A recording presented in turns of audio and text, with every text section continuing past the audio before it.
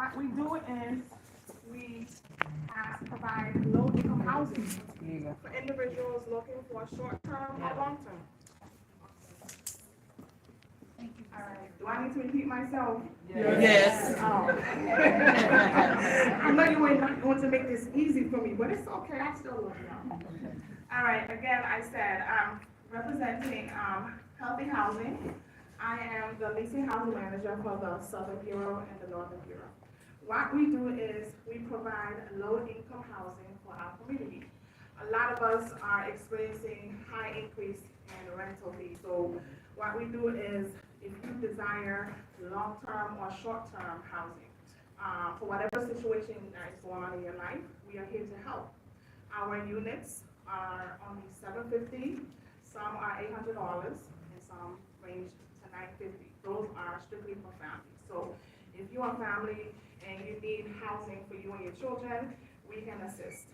We have an application which is no cost to you. You simply log on to healthyhousingfoundation.net and simply apply. You just gotta click the button. And you will only need 3 documents: a valid governmental ID. Meaning it cannot. If it is expired, please go to your DMV and obtain a valid governmental ID. The next item on the list is, I know you're all asking about how much money you have to make, right? I know traditionally some people may say, I want 3 times the rent amount, but we only ask for twice the monthly rent. So if the unit is $750, that's $1,500. If it's $950, that's $1,900, etc. And once you upload your pay stubs, we're also geared to W-2 employees and also those who receive SSI and SSDI. And if you also have an organization that you're working with that provides you with housing vouchers, we also deal with those as well. And the final requirement is to sign and date the background check. You know, we have to do a criminal and a rental history. Once all your I's are dotted and all your T's are crossed and everything has been cleared, once I look at your file, I can say yes to this applicant. The next thing on the list is to schedule a viewing. If you desire that unit and you say, hey, I like it, we can move you in as quickly as the same day, depending now on the time that you can review the unit, okay? And we also just ask for the first month's rent and a security deposit of $500. So if it's a specific unit you have, that's a total of $450 to move in. And I know a lot of you can do it. What else is there? So, what else?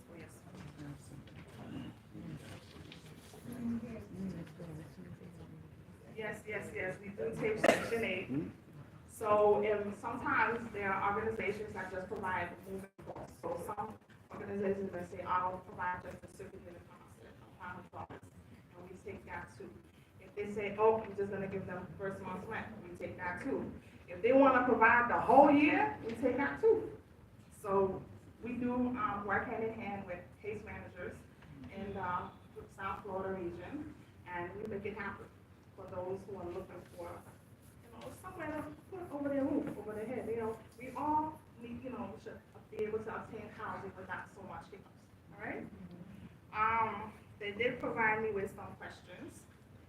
The first question was whether the conversion is term, limited, or permanent, and any plans for homeownership.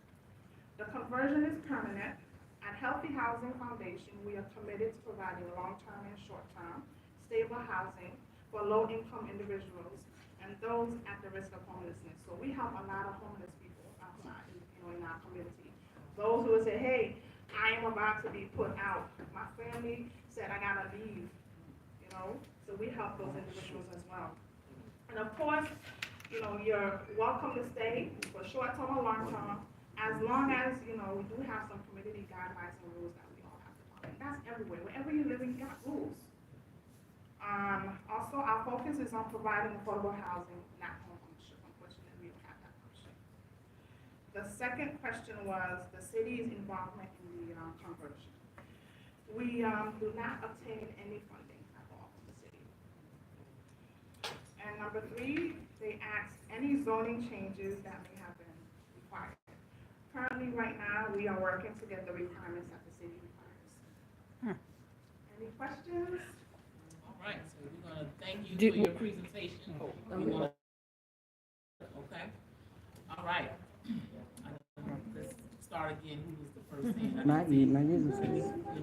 I didn't see anybody's hands yet. Right here, right here, Oh. right here, over here. Let's keep them short. Yeah. I have two short questions. Will you have another open house? And I've gotten a lot of questions from women who have more than 2 children, like 3. Is that possible? Because I know it says 3 people. Is it possible for them to have 3 children? Well, those who have more than 3 children, it's on a case-by-case basis. Okay. So we will definitely review that and let that individual know if they are approved. And open house? Our open house, we are working on that, and we will definitely let everyone know when the next open house is. Okay. All right, let me piggyback off of what she just said about the open house. We are not doing an open house because the first day we had the open house, which I structured, we had over 4,000 applications. Yeah. Yes, that's true. So, but if somebody wants to go ahead and view a unit now, that doesn't mean because 4,000 people applied, 4,000 people are gonna get approved, because we don't wanna put any sexual offenders, and we have mothers with kids, so we have to be very careful, so it varies. So everybody's not gonna, do not check your credit, okay? It's just that if you have an eviction, it depends on how long the eviction was, we take a look at that. So, it won't be an open house, but we will be sometime having like a walk-in Wednesday, based on how fast the leasing department is moving, and then we put it out there. So just to answer. Yes, and to piggyback on what you said regarding the evictions, if a hiccup like that does show up, we do require a letter of explanation. Basically, you just have to tell us what occurred that caused the eviction. You did mention a background check, but I heard the other lady over there talking about sex offenders and Yes. things like that. Yes. How are you going about addressing that to approve an application for someone? How are you? If somebody has that, we just don't, they cannot. Okay. Yes, exactly. We do not, once the background check is conducted, if the application is approved, I'll let you know, yes, it's eligible. If it hasn't been approved, then I'll tell you, no, unfortunately, it was not approved. Do they pay for the background, or you guys do it for free? Right now, it's not, it's a low cost. It's free. Got her first. Okay, I'm interested in knowing about the hotel. What is it really providing besides 2 beds, a little refrigerator, maybe a microwave? Is it providing you, 2 top cooking? No. What we have with, our units only comprise of, like you said, of one single bed or 2 double beds. Okay, 2 beds. It could be a queen size bed, and depending on the size of the room, it could be 2 full size beds in there. It's like And, a regular hotel. you have your own bathroom, Okay. and like I said, like you mentioned, we do have a microwave and a mini fridge. And and the units have like a desk, like a computer type desk with a chair and everything, and So it's basically the hotel set. So it's pretty much the hotel setting we're Exactly, keeping. yeah. So now we're not changing anything as of yet. So no Pretty much kitchen? the same setting. no, there's no. So, well, I'm not up there, guys, I know I'm the regional, but I have to teach her because I travel for work. And Okay. she needs to be doing this, so she's kind of shy and not answering the questions the way she should, but same hotel setting as of right now. So it's Because, basically like what we set up. we have- Same setup. Same setup, we're not changing anything, we're not providing housekeeping. Letting you guys know that it's just pretty much, it's your space, you keep it clean. Yes, we do provide those security. Security is on the premises, and we do have cameras for your safety as well. Where's the location? Mr. Broadway, go ahead. Go ahead, go ahead. Go ahead, Broadway. Can you answer, where is the location? I stood up. Go ahead, Broadway. Stadium Hotel is in Miami Gardens, near the Dolphin Stadium. County Line Road. Okay. Broadway, go ahead with your You don't question. have it in the downtown? My question is, how we gonna justify when we talk about a person's criminal record when the president got 34 felonies? I know. So that should be in there. The president could have 34 felonies. How can we, you know what I'm saying? prejudge they're not somebody federal else? court, If he like, get what- away what with they it, supposed to they do? should be able to Don't, please don't, Right. don't. Valid question, we hear you, we hear you Broadway, we hear you, federal level. Next, who had the next question? Who was, okay, right here, I'm not answering. Greetings, everyone. My question is, when will the first people start moving in? I know you have over 4,000 applications, but when will they start moving in? Actually, I'm working now to get the permits and paperwork done as we speak right now. That's why I was texting back and forth. I'm working on that now, so as soon as the city give us the okay, but I want you guys to know, it might be a little bump on this road. It's not as easy as Fort Lauderdale, but we're working to get it done. What city are you waiting on? City of Miami Gardens, so we're submitting, paperwork that they need. Unfortunately, the headquarters for Healthy Housing is in California, so normally they would do everything online, but I'm here, so they want us to do it in person, so I have to go in. How many units? How many units? 217 units. Oh, that's not bad. 217. Okay, I see two hands over here, then we'll come over here. Right here. Good evening. Oh, okay. Danielle Boyer, first Vice President of United Teachers Today. Being an educator, there is a concern when the criminal act is being a pedophile or a sexual offender. It was mentioned about single mothers acquiring these units.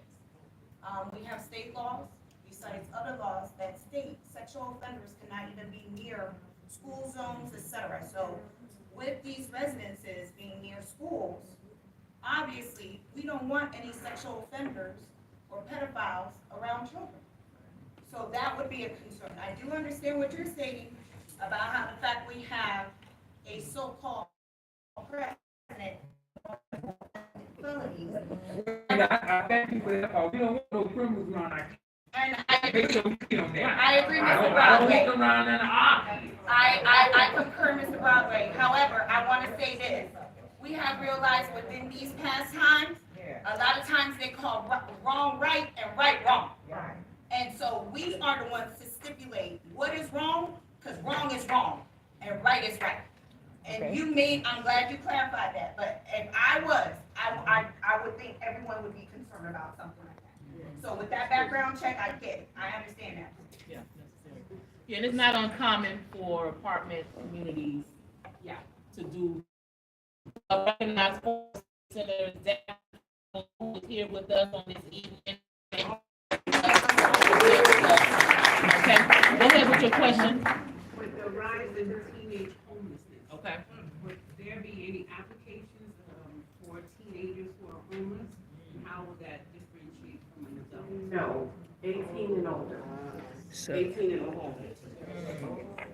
Okay, 18 and up, okay. All applicants or is? Yes, all applicants Well, who are.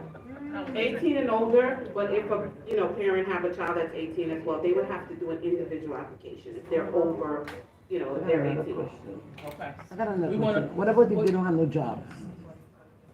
Unfortunately, we won't be able to help them because they have to be working to show proof of income. What about Section 18 for them? Well, if Section 8 is paying for them, that's something different, but you're saying if they don't have any income. And also with Section 8, I know I have this issue as well in Fort Lauderdale where they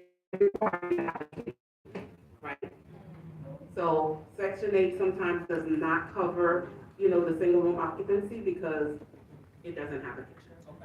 We're gonna go on this side and then we're gonna come to you. Come over here, Mr. Dupree.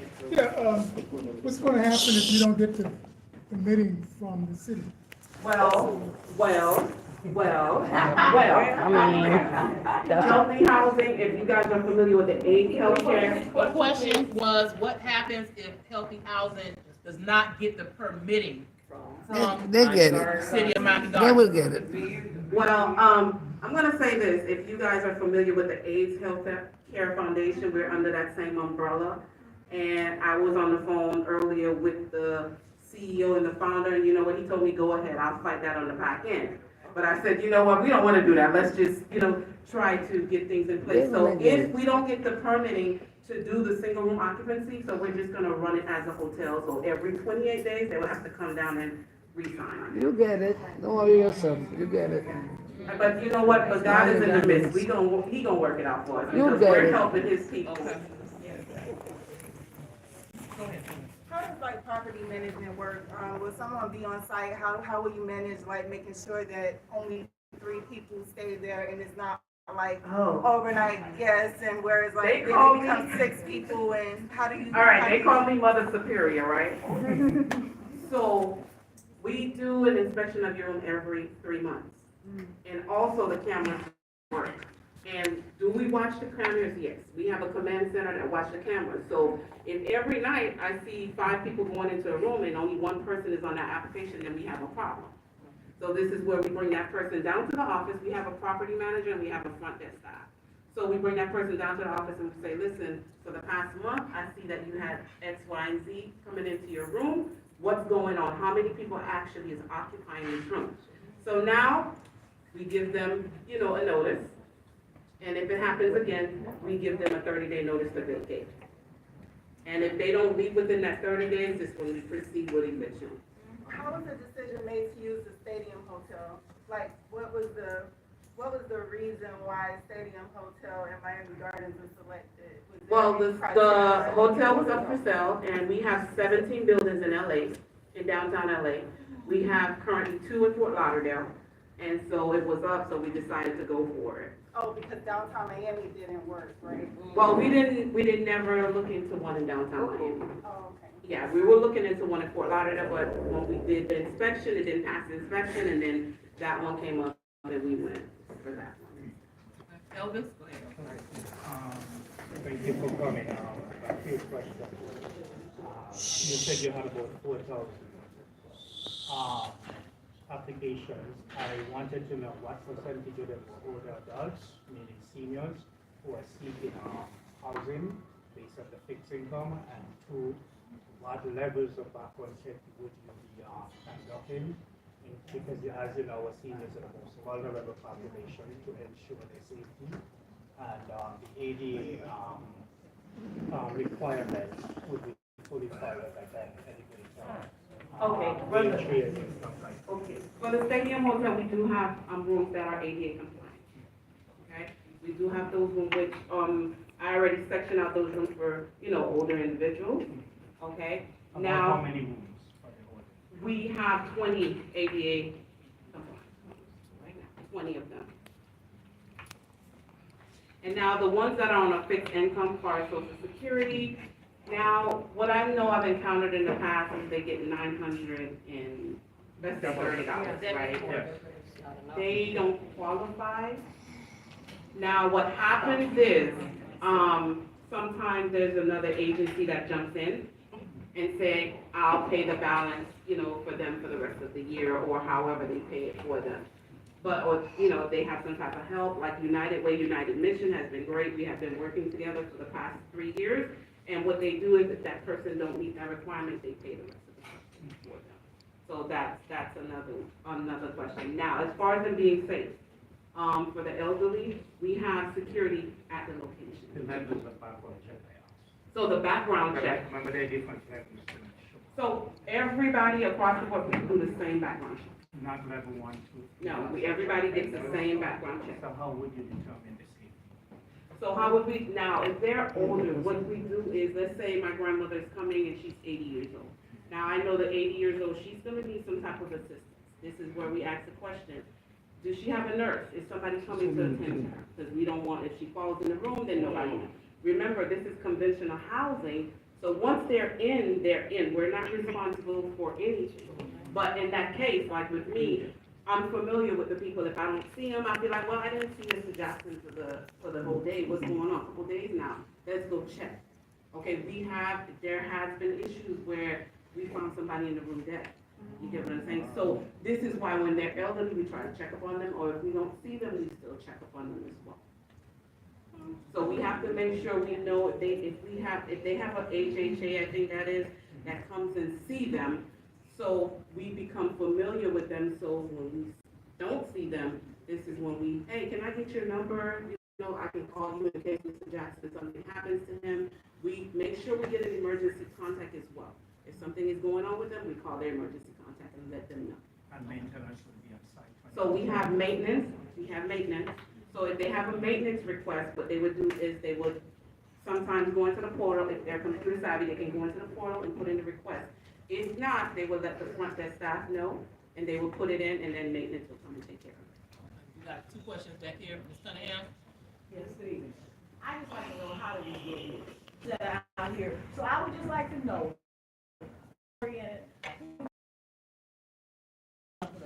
With that, we didn't speak to anybody. They didn't speak to anybody. So once it was sold, it was sold. So once the building was sold, and we know that, you know, we had a walk-in on Saturday, like an open house, like on Saturday, and then the following week, the city came by. The city. So the city did not know that you were getting it until the following week when you had to walk through? As far as the purchase, I wouldn't know mainly about the purchase. I don't do the purchasing of the building, but we purchased it from the owner, and then that's when the city came in, when they found out what we were about to do, and put a paper on the door, so. Okay, I understand where your position is and where you are in the scheme of things, but we want to know who was there from our city representation No or one. county representation that made you aware of. All right. So, actually, no, well, this is what, we have a realtor and a broker here, right? They've seen the building, because they know that's what we do. They reached out to us and say, hey, this building is for sale, and I know what you guys do, this building is for sale. And, you know, we put our offer on the building, and we were able to purchase.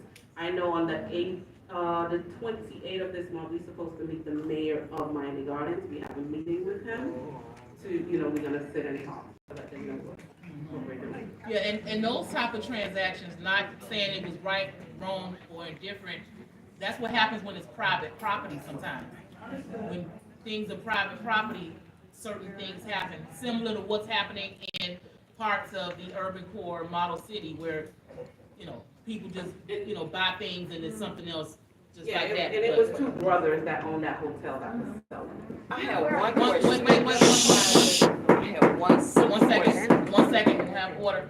Ms. Cunningham still has the floor, then we'll go back to your question when you're done. Ms. Cunningham, finish up your question. Okay, I'll just say, we understand exactly what President Pierre just said, it was a private, but we've been hearing about it. But we didn't know what was gonna happen with that stadium building. We were just hearing somebody bought it, we don't know what's gonna happen to it, we know about the land beside it. So we're well aware, but to see this on a video, and then to start hearing it, you know, just people talking about it, and then to see, okay, you come in later, we just wanted to know where our representation was. That's Yeah, because, you know, obviously it's in our city of Miami Gardens, and we are Miami Gardens, so we just want to know who was that person or persons in the city or county that said, they're okay with this. Yeah, valid question, valid, thank you. We got one back in the back, and then we're gonna wrap up, and we got 3 more questions.